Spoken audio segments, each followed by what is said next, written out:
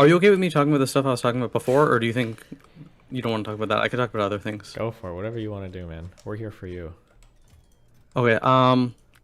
You remember the thing where? Okay, so just as a recap, I'm the person who was helping someone out financially a lot, and like I kind of feel trapped in this situation where it's like I'm financially committed kind of, but also I'm emotionally committed to this situation where like I almost feel like I'm kind of held hostage where if something happens to this person, I'm basically fucked. And long story short, before I made all the right moves. I did everything right, or like I did everything, and basically over the past couple of years, whatever, and I worked a miracle. I made it work. It wasn't like the kind of horrific thing I was talking about before. Like in terms of what I did, I worked a miracle, and then it's just happening again, and now they've gotten themselves into even more trouble. And this is something I don't think I can actually fix, and basically it's fucked. Okay. I mean, it sounds like it's time to abandon this person then, no? Yeah, but I feel like I don't know if I have that option because like I don't know. Like I mean, you okay, do. so You can. You can just in terms of my not, past, right? in terms of my past, basically, sorry, go ahead. You could just like not, right? Yeah, but like I don't think I could handle it. Like if they die, like I'm just fucked. Like I couldn't handle that. Do you think if someone makes the same mistake over and over again, there's some kind of way that it could be fixed? Like that someone can actually change and do better? I Or don't. will it... There's like this is an impossible to answer question. I would need like way more information. Okay, so if someone's okay, let's just say more concretely, someone has a problem of borrowing ridiculous amounts of money and trying to do crazy shit with it, Yeah, and that then it sounds just like a fails. gambling problem. They can't be helped unless they like go to like fucking Gamblers Anonymous. They need like probably some professional help. Gambling addictions Okay, are one of the I hardest ones to break. agree, and I have tried to get them to do that and all that stuff. But the problem is, like, it's not at a point where like, oh, like they owe money to the bank or something. If that was the case, then I could just be like, hey, you got to hit rock bottom or whatever. It's the same, like how you said how, there's problems you can deal with and there's problems you can't. Like, if I could leave this person with problems they can deal with, then fine. But if it's problems they can't deal with, then I mean, it's not okay. your job. It's not your responsibility to help them figure out their gambling addiction or their whatever, right? Okay, it's not my responsibility, but like, it's in my interest. So It's clearly it it's not. seems If like you're calling for the fifth time asking for help on this, it's obviously it's not in your interest at all. It seems like it's damaging you quite a bit.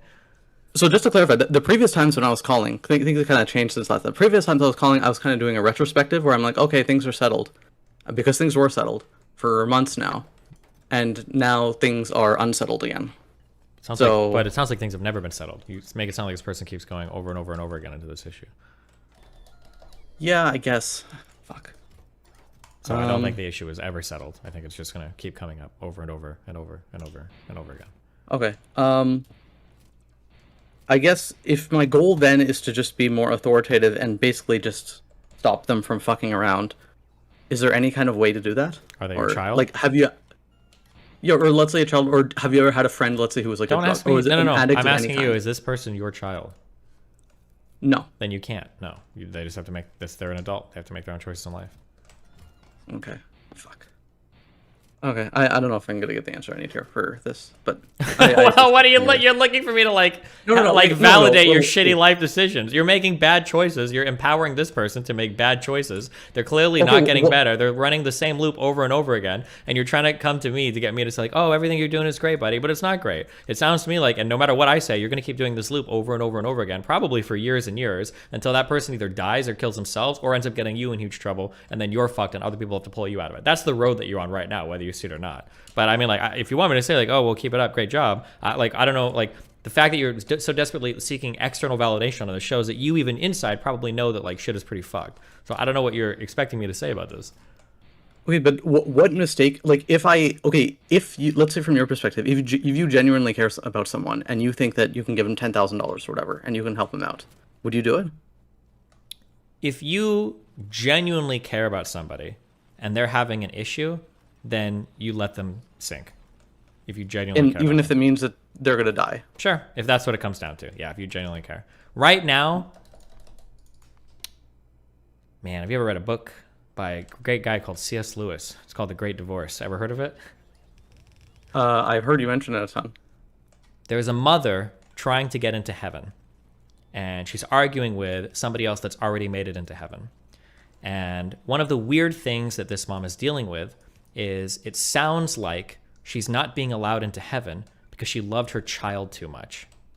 And it's a strange predicament because in the mom's eyes, a mother's love for her child is one of the most good things you can ever possibly have. God should be smiling down on you for this. He should be happy that you are elated that you have such a love for your child. But the problem is that she became obsessed with her child, and after her child died, she ruined the life of every person in her family around her because she was so obsessive about her child's death. And when she got to this purgatory area and she's starting to have an argument over whether or not she should be allowed in heaven, she was trying to argue that my love for my child is a good thing. And the person arguing against her was saying, well, actually, it might appear good, but it was actually a selfish love. It wasn't the true selfless love that a mother should have for a child. It was an unhealthy obsession that she had for the child. And it's a fundamentally different type of thing. What you're in right now is you seem to be of this mindset that if I'm doing something for another person, it must be good. That's not true, and that's not even what love means. Sometimes people can do incredibly horrible things to children, oftentimes out of love, because they think that by spoiling them or by giving them things, it means that they really love them. That's not true. That's not what love is for somebody. Love is a deeper thing that carries with it some level of responsibility or culpability for those actions. A parent that spoils a child is not a parent that loves their child. That's not what love means. So when you empower this person to make bad decisions over and over and over again, you're not doing it because you love them. You're doing it because you're selfish and it makes you feel good.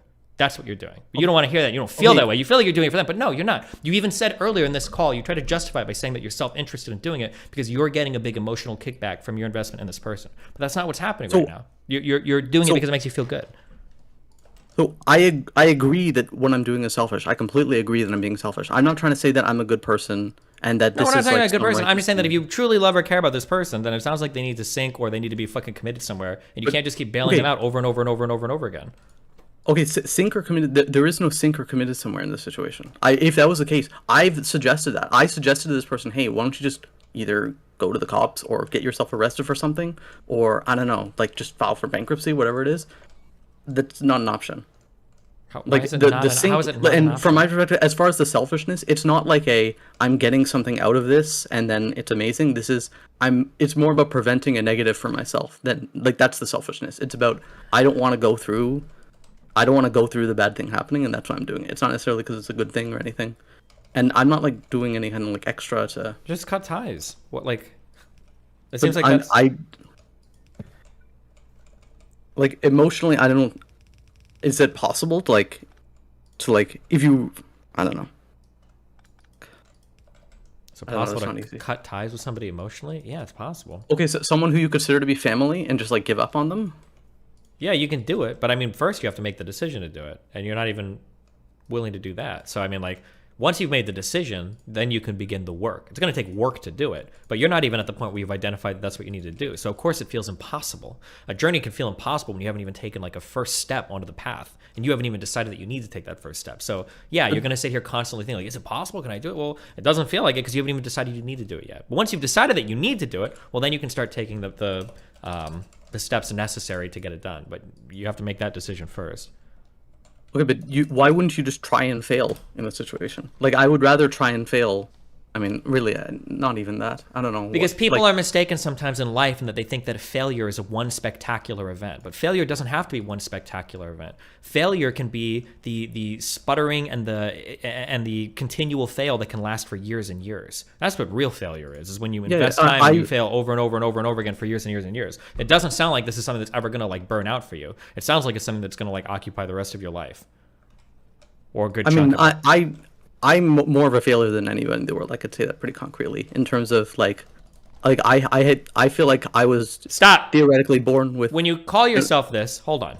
When you call yourself this, when you say this, okay, I'm in your mind right now. So nothing to do with her. No. You don't actually feel what you're saying. You're using this as an excuse to not take action. No. Now, yes, it is. No, okay? I'm if really you not. accept that you failed in some way, then the next step, assuming that you either kill yourself or you make the decision of like, okay, well, I'm going to improve myself, I'm going to do something about it. But you're not taking an acceptance of failure as a means to take steps in a positive direction. You're just saying like, oh, I'm a failure, and then you're using that as an excuse to continue justifying future dog shit actions.